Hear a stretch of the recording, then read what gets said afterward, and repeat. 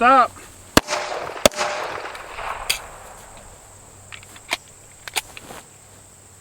Guys, in this video, I wanted to take some time to focus on some techniques that you need to be aware of if you carry the 1911 pistol. This is my TSOS Raider 1911. It's an absolutely wonderful pistol. It's been on my channel in several occasions. You can go back over and check out some of the other videos that I did. And this is also a part of the concealed carry series that I'm doing on my channel, just to kind of help expand some of the techniques that are being used. The 1911 is a gun that a lot of people do carry as their concealed firearm. It is a classic. It is one that has been renewed over the years with some upgrades, just like what we see here on the Raider, but there are some techniques specific to the 1911 that you need to be aware of. We're going to look at why it's important for you to carry a spare magazine. We're going to talk about some of the additional things that you need to be aware of when we're talking about the 1911. First thing that we're going to be talking about is the proper way to carry one, why you carry a spare magazine, as well as how to deal with some basic malfunctions when trying to reload. The first thing we're going to talk about is the proper way to carry a 1911, and that is cocked and locked. Currently, for demonstration purposes, we are not loaded. For you YouTube sensors out there, we are on my range. We're in a safe environment. This is how you're going to want to carry this gun: cocked and locked. Okay, the 1911 is one of the safest guns that you can carry. This is how it is intended to be carried. The gun is not going to go off unless you take the time to make sure that you have a proper grip on that gun, that manual safety is disengaged, and then you press the trigger, and only then will that hammer fall and fire that round. That's something that you need to remember, okay? If you do not have a proper grip, you can have that safety off. That gun is not going to fire. Okay, there's folks out there that will say that you need to carry one with that hammer forward. I've talked about that in other videos. No, that is not the correct way of carrying a 1911. There is a risk that you could have a negligent discharge if you tried to thumb that hammer forward. Also, some 1911s, if that firing pin extends through just enough, if something were to hit that, you could have a negligent discharge. Carry that gun cocked and locked, just like this. The next thing we're going to talk about is, why do you want to carry a spare magazine? The fact is, guys, you may not necessarily need the extra ammo as much as you may need to fix the gun. If you have a malfunction, if something happens, simply that base plate getting ripped off of that for whatever reason, you could find yourself in a situation to where you have a very expensive single shot firearm. Make sure that you carry a spare magazine, and not just because of the extra ammo, but to be able to fix that gun if you needed to. Now let's talk a little bit about the techniques of reloading and some of the steps that you need to remember if you carry a 1911. Of course, you're getting ready to leave your house, go out for the day, you insert the magazine on your gun, and then you're going to cycle a round into that chamber. Grip that gun up top, basically that push-pull action, okay? With your support hand, grip that gun up here solidly. Don't cover that ejector port. Get back here on that gun to where you're not going to cause yourself a malfunction or potentially pinch yourself. So I'm going to grip the gun here, pushing forward with my dominant hand, my primary hand, pulling back with my support hand, and then I'm going to open that action and let it go. Don't try to ride it forward or anything. I'm then going to immediately engage that manual safety. Also pay close attention to where my finger is. It is not on the trigger. It is outside of that trigger guard. Make sure that you keep your finger off of that trigger until you are ready to fire. Now that we have our gun loaded, the other thing that you also want to remember, whenever you draw that firearm with a 1911, the first thing that you need to do before you're going to be able to fire is you're going to need to remember to disengage that manual safety. Right here on this range, in many of my concealed carry classes, I've had people that have carried guns with manual safeties. They draw that gun out, they take aim, they go to press that trigger, and nothing happens. They have a dead trigger. You'll see some of them over here struggling to the point that the gun is shaking, and it's because they did not disengage that safety. That safety is doing its job. It is keeping that gun from going off. So be sure, as you come up with that gun, make it a habit to flip that safety down as you extend out. Once you extend out, you take aim on target, press that shot, and there you go. Okay, the shot went off and we're ready to continue. After I have fired all of my shots, that slide is locked open. What I need to do then, I need to rotate that gun in my hand.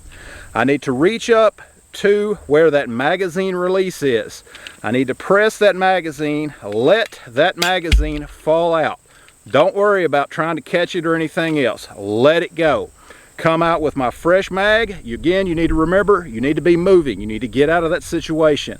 Coming out with my fresh mag, I'm going to bring it up and I'm going to ram it home. Okay, I'm going to come up over the top of that gun and cycle that action back slightly and let it go forward. Do not try to use the slide release. Under stress, there is a high probability that you could miss hitting that slide release. Okay, use that slingshot technique. If you go over and you check out that other video that I did, you'll see that that same technique works with other types of firearms.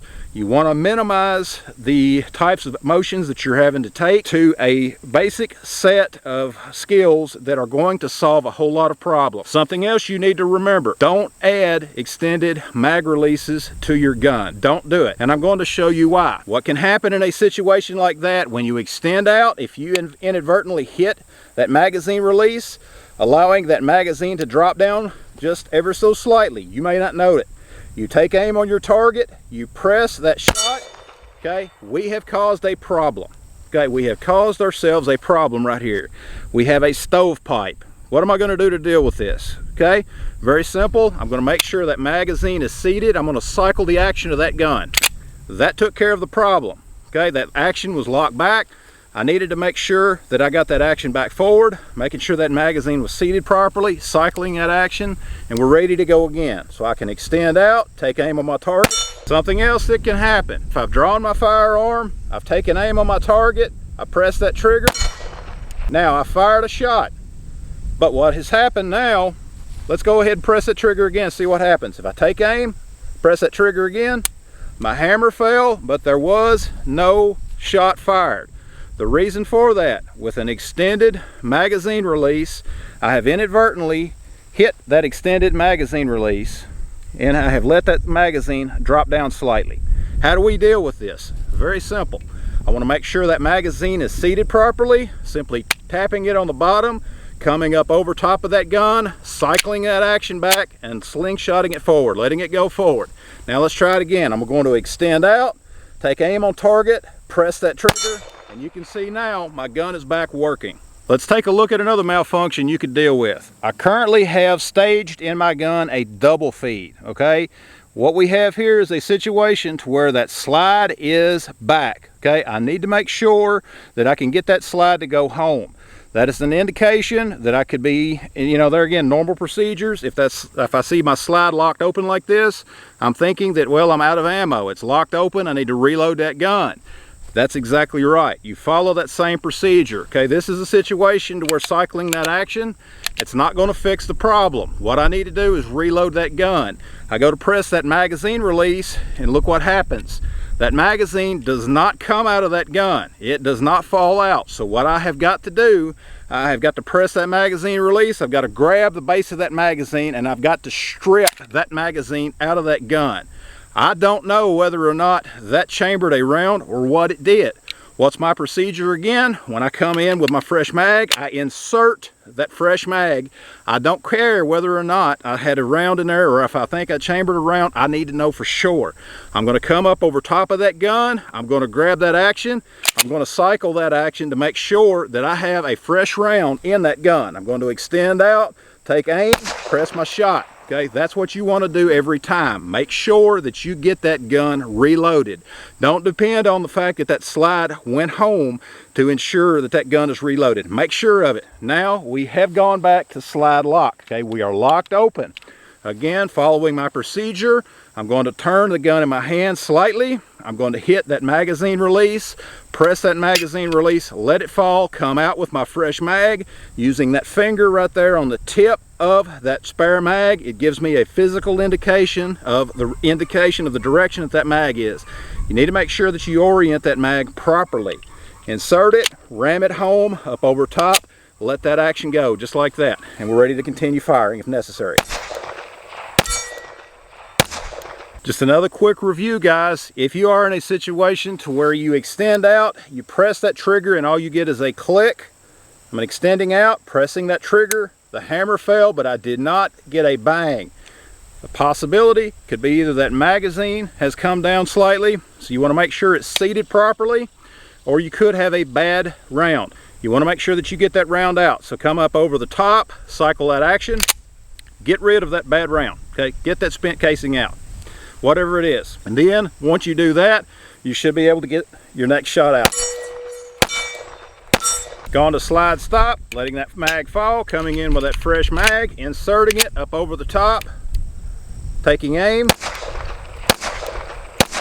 Guys, that's some of the basic techniques focusing on the 1911. There again, we've talked about how to reload, how to deal with different types of malfunctions. Remember, if you're not adding any stress into your training, the fact is you're not training properly. You need to make sure that you are training the way that you might need to fight. Have that training set up in such a way to where if something could happen, it happens in training. Learning to deal with those malfunctions in training is much easier than trying to learn how to deal with them in a fight trying to save your life. Guys, hope you liked the video. Be sure to check out all the videos on my channel. Check out all of the videos in this playlist. There again, we're going through all the fundamentals of concealed carry, some of the basic stuff that you need to know. Thanks for watching. Check out the rest of the videos on my channel. Subscribe, like, share the video. Check out the links down below, and we'll see you next time.